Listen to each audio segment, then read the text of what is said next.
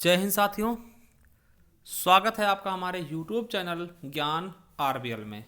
दोस्तों अभी तक हमने जो पढ़ाया आपको पता है कैसा पढ़ाया, ठीक है। आज हम एक उस पर बात करेंगे क्योंकि बच्चे का कमेंट था कि सर जो मैथ्स में आपने देखा होगा कि रीजनिंग के क्वेश्चन डाले जा रहे हैं, हिंद और जीएस के क्वेश्चन डाले जाए, उनका क्या रोल होगा हमारे परीक्षा की दृष्टि से, ठीक है। तो उस पर हम एक वीडियो लेकर आए हैं, क्या पता आप भी समस्या से ही ग्रसित हों, ठीक है। हो सकता है, जरूरी भी नहीं कि आपको दिक्कत हो। अगर नहीं दिक्कत तो आप ये वीडियो में देखिए, कोई दिक्कत वाली बात नहीं है। एक चीज़ और बता दें, अगर आप पेपर अभी तक नहीं हुआ है तो आप हमारे एक प्ले लिस्ट बनाई हमने जिसका नाम है यूपीएसआई क्विक रिवीजन के नाम से, वहाँ जाकर के आप उसे अच्छे से पढ़ सकते हैं, ठीक है। उसमें हमने पूरा संविधान एक ही वीडियो में करवाया है दोस्तों, और एक ही वीडियो में पूरा जनहित याचिका पढ़ाई है, और छोटे छोटे बहुत सारे हमने वीडियो बनाए जो कि आपकी परीक्षा की दृष्टि से सीधे सीधे वहीं से क्वेश्चन बन रहे हैं। तो चलिए शुरू करते हैं कि दोस्तों क्या है 35 जो 30 प्रश्न आ रहे हैं दोस्तों, ठीक है। तो ये चीज़ें हम देखने वाले कैसे क्या होगा मैथ्स में आने वाले प्रश्न जो रीजनिंग में आ रहे हैं उनका क्या रोल होगा। तो चलिए शुरू करते हैं इस वीडियो को। आपको बता दें, पहली बार है तो चैनल सब्सक्राइब कर लीजिएगा, बेल आइकन अवश्य प्रेस करिएगा। चलिए पहली चीज़ हम देखते हैं कि यूपीएससी 2021 का जो सिलेबस है वो क्या है।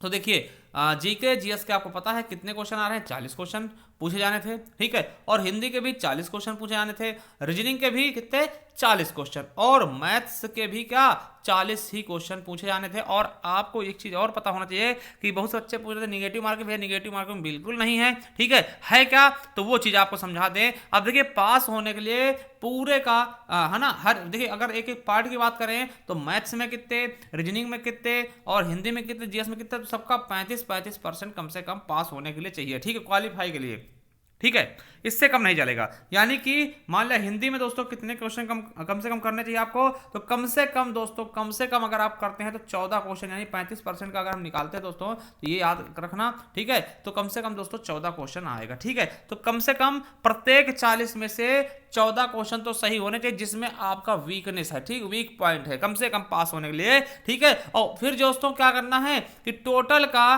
कम से कम 50% पास हो, तब जाके दोस्तों आपको आगे के लिए सोचा जाएगा, जरूरी नहीं कि बुलाया जाए, ठीक है। इसका मतलब आप ये कह सकते हैं कि दोस्तों हर एक पार्ट का कम से कम 14 क्वेश्चन और टोटल का 80 क्वेश्चन हो, तभी आप आगे के लिए बुलाए जाएंगे।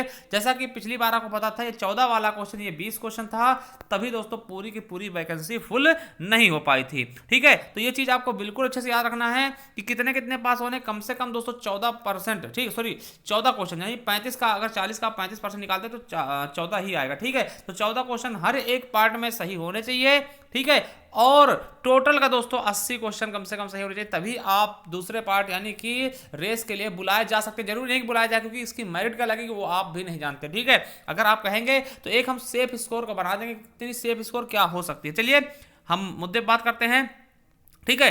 तो आपको पता है जो 40 क्वेश्चन है जीके जीएस को, बिल्कुल 40 क्वेश्चन तो आ ही रहे हैं, ठीक है। हिंदी के भी पार्ट में दोस्तों 40 क्वेश्चन आ रहे हैं, मगर एक चीज है कि इसमें साहित्य के क्वेश्चन कुछ ज्यादा डाले जा रहे हैं ना, थोड़ा सा टफ करने के लिए पेपर को। और रीजनिंग की बात करते हैं दोस्तों, रीजनिंग के भी 40 क्वेश्चन है, मगर पड़ता है मैथ्स।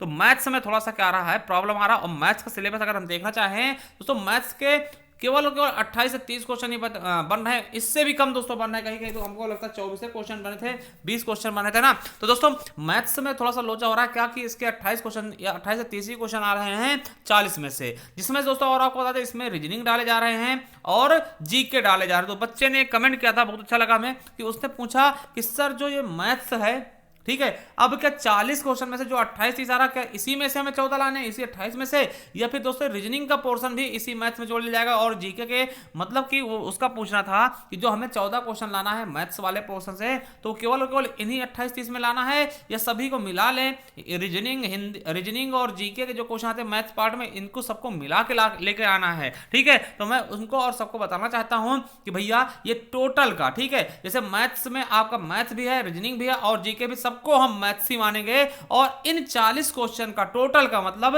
चाहे वो मैथ्स के, देखिए मैथ्स वाले पार्ट में जो भी क्वेश्चन पूछे, चाहे वो गणित के पूछे, चाहे हिंदी पूछे, चाहे जिसके पूछे, हमको टोटल में से 14 क्वेश्चन कम से कम लाने हैं पास मार्किंग के लिए, ठीक है। तो ये चीज आपको पता लग गया होगा कि केवल एक ही से नहीं, मतलब केवल मैथ्स से नहीं दोस्तों, इसके पूरे पार्ट को मिला करके आपको 14 क्वेश्चन लाने हैं, ठीक है। तो ये आप अच्छे समझ गए होंगे, बस यही हम आपको समझाना चाहते थे, ठीक है। आई होप समझ में आया होगा। एक और बता दें कि जाइए हमारे प्लेलिस्ट पे, जिसका नाम है यूपीएसआई क्विक रिवीजन, वहाँ से दोस्तों हमने अच्छे से पढ़ाया है और आपकी परीक्षा की दृष्टि से बहुत अच्छे हमने वहाँ पर मतलब पढ़ाया है। ठीक है, वीडियो होंगे तो आप पढ़ सकते हैं।